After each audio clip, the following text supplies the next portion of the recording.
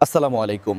News Bangla সংবাদে সবাইকে স্বাগত জানাচ্ছি আমি তানভীর। শুরুতে আলাইন গ্লোবাল সংবাদ শিরোনাম। চিড়িয়াখানার খাঁচা থেকে বেরিয়ে যাওয়া সিংহ বন্দী, গণতান্ত্রিক মূল্যবোধ প্রতিষ্ঠায় সংগ্রাম অব্যাহত রাখতে হবে। খালেদা জিয়ার এন্ডোস্কোপি সম্পন্ন, বন্ধ হয়েছে অভ্যন্তরীণ রক্তক্ষরণ।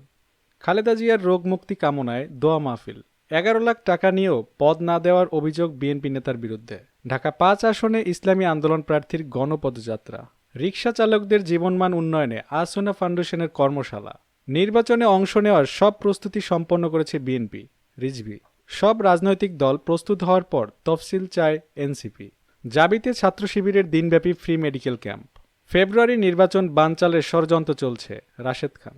মতিঝিল আইডিয়াল শিক্ষকদের উচ্চতর বেতন স্কেল বন্ধের দাবি অভিভাবকদের। তফসিল ও ভোটের তারিখ নিয়ে বিভ্রান্তি না ছড়াতে ইসির অনুরোধ।